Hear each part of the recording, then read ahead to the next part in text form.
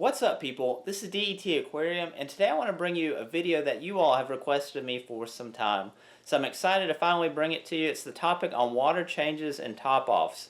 Now, I'm going to show you exactly what I do step by step, and then towards the end of the video, I'll show you a couple of shots of my shrimp. Of course, that's the highlight of every video, and a new snack that you can share with your shrimp that's a little bit different. But stay tuned, you'll see, and let's go ahead and get into it. Alright, so the first step would be normally to make your RDI water in advance. I've already done so and I store it in this Brute trash can. This is 20 gallons. What I like about it is it's dark. It doesn't have any light penetration, which can certainly aid in growing unwanted algae or bacteria. So this helps store the water in a nice cool environment without the sun penetrating down into the water. I also have my Remineralizer. Right now I'm almost done with this Lowkeys. I did purchase the Blue Wizard by SL-Aqua. I've heard great things about it. I haven't even opened it yet, but I want to give it a try here in the near future once I'm out of the Lowkeys. Have my TDS meter. Obviously that's imperative to have. And then I started using this about a week or two ago. I use it once a week whether I do a water change or not. It's rich in nutrients and trace elements for your shrimp. It's supposed to help in help with their immunity, help with their spawning, and obviously aid in molting and growth. So I'm giving it a shot. I'm trying it out. I like to use something that's going to make sure that they're receiving all the beneficial trace elements, nutrients to help avoid any molting issues. So I'm a bucket, siphon. Again, I don't use anything fancy here, and a couple towels in case we make a mistake. So the first step for me would be, in any of my aquariums, I would siphon out 10 to 15, maybe even sometimes 20% of the water. So I'm going to go ahead and do that. I'm going to siphon out about 10-15% for today of all my aquariums. We're going to siphon out, throw the water out, and then we'll go ahead and get into the remineralizing portion of this.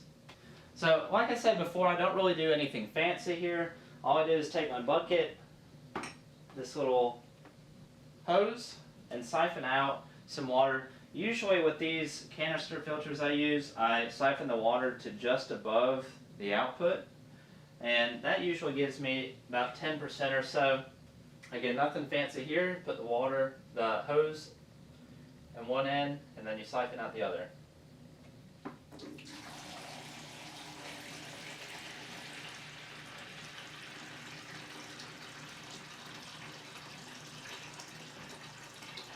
Just want to make sure that you're not siphoning up any shrimp, so it is a good idea to make sure you're kind of watching exactly what you're doing.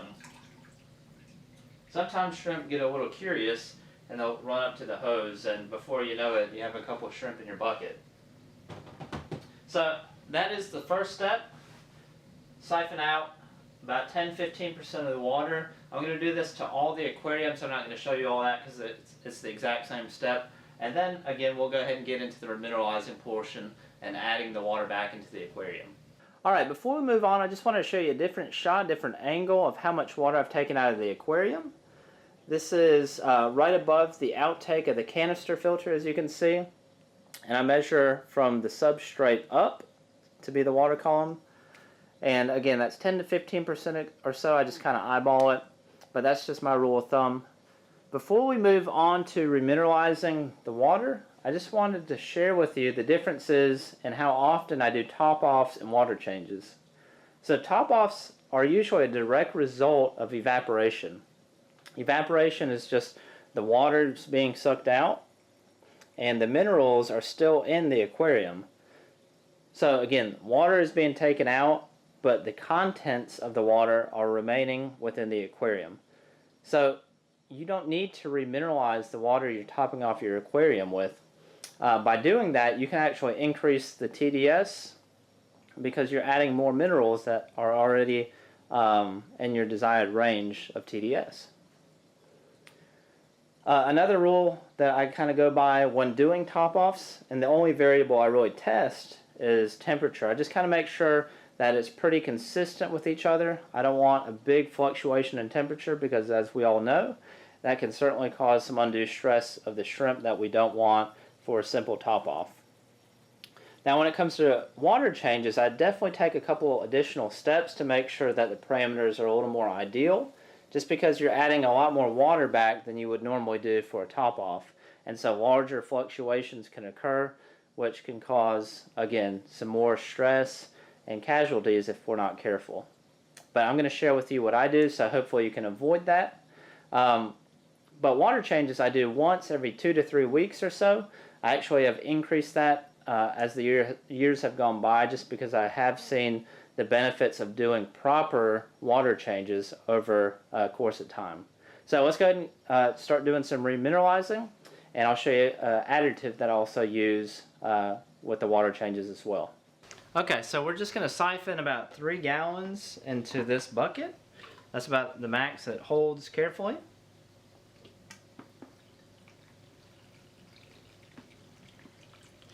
We're going to let that start to fill up on its own. And we're going to go ahead and start adding our remineralizer. Now again, I'm using the Lowkeys. So I kind of have an idea of how much or what TDS I need to get to the desired GH. So those are 2 variables on top of a couple others that I test just when doing water changes.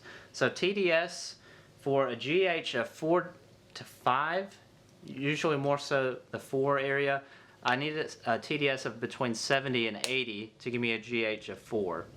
So I know, again, an idea of how much I need to add in here.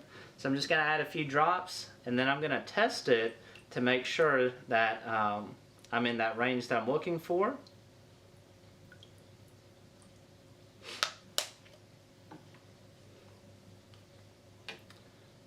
And I kind of let the water that's being added into the bucket kind of churn the drops that I've added. So those are, again, 2 variables, TDS and GH so far. And since this RDI water that I have stored is at room temperature, and so are my aquariums, I know the temperatures are going to be almost identical. So 3, temperature, TDS, and GH are the primary 3 that I test before adding the water back into the aquarium. And those 3 variables have seemed to guide me to a point where I'm comfortable adding the water a little more faster than others may or may not like to see. So this is about how much water I add. Sometimes I give it a quick stir to make sure that it's been added. Or, give it a quick stir to make sure it's mixed really well. Then I take my TDS pen, which is at 0 right now. We'll dip it in here.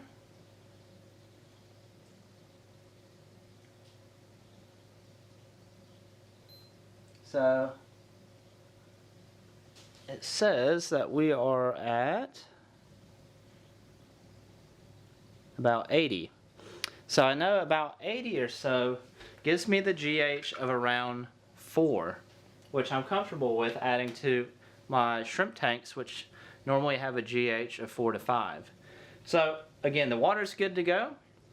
The next step is adding some TM-1. I give 1 pump of TM-1.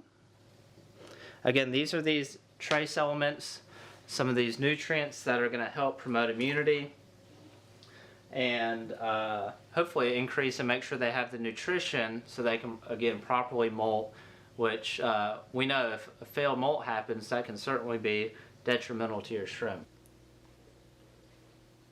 Okay, so now that we kind of got the GH where we want it to be, we got the temperature where we want it to be, the last step, again, as I told you, there's 3 key components that I make sure that are relatively the same before I add this water back. Again, that's temperature, GH, and I use this Mosura TDS UP, and this helps me get that TDS up to about 130 or so, 130 to 140 for my Caridina shrimp. That's kind of where I shoot for TDS.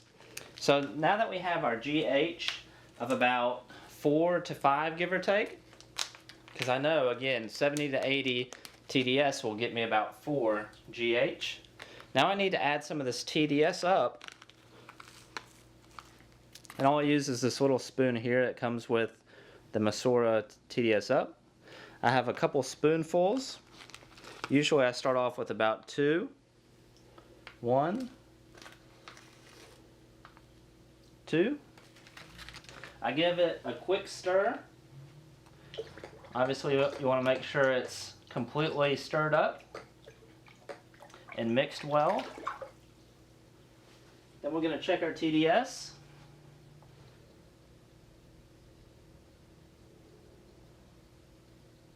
Okay, so we are at, let's try this.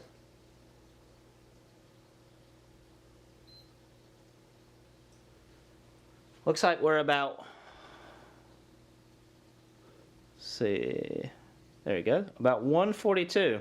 So again, I try to aim 130 to 140. 142 is certainly acceptable, in my opinion.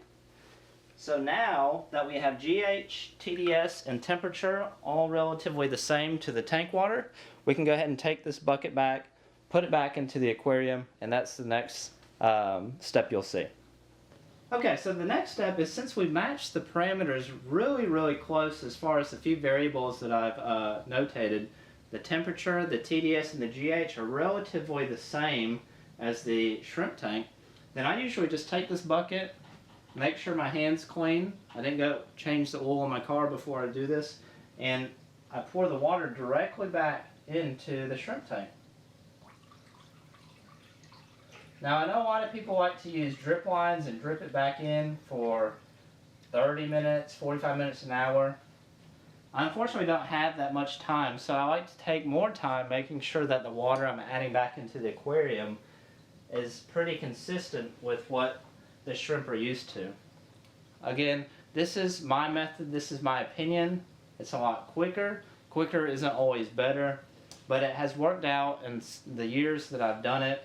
Again, temperature, TDS, GH, if you can get those pretty comparable to what you have in your shrimp tank, then if you're only doing 10 to 15% of a water change, you won't see a real big drastic effect on your shrimp.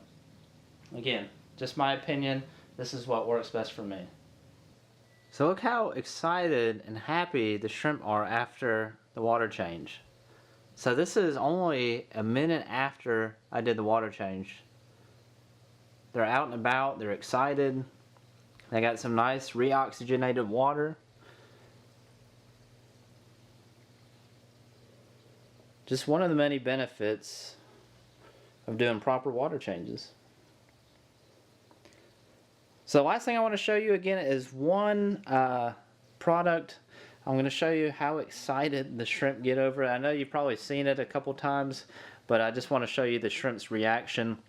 It's only going to take a couple seconds, a minute of your time. So please, if you wouldn't mind, stay with me and let's check it out.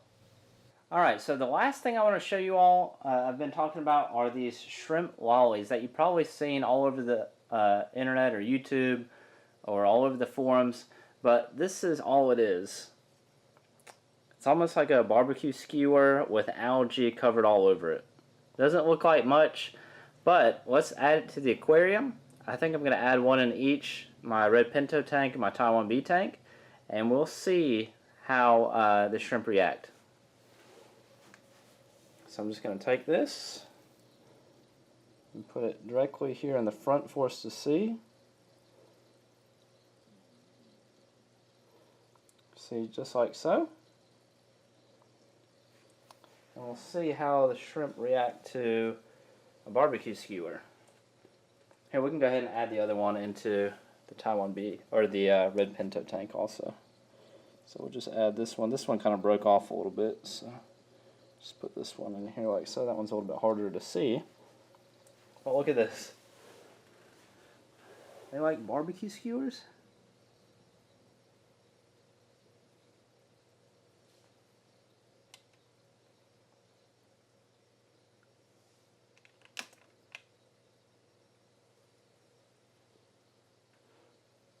Look at that. This is just a couple seconds.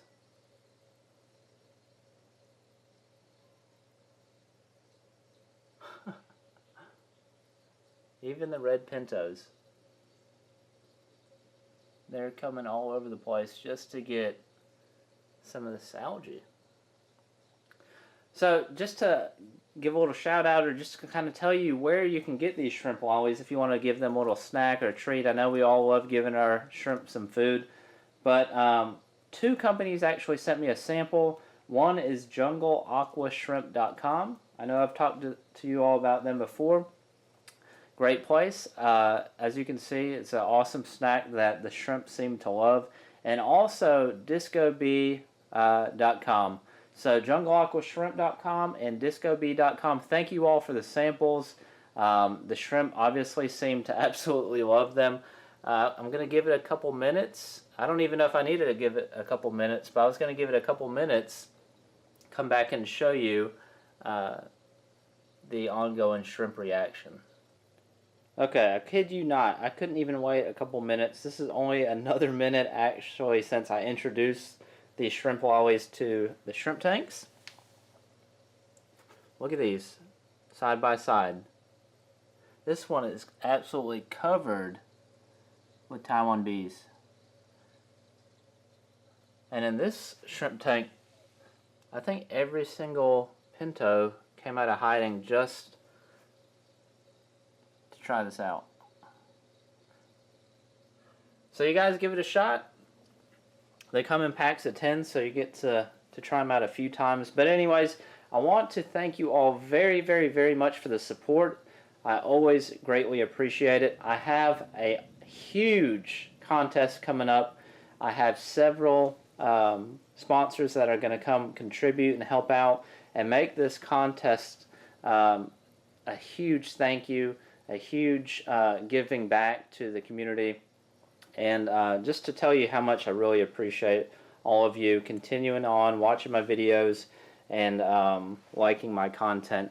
And as always, please comment down below. Let me know what you want to see. This video came as a direct result to quite a number of you that have actually said, hey, I want to see this video.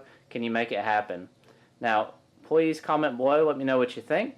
You guys have a fantastic week ahead. And if you like this video, please give it a big thumbs up.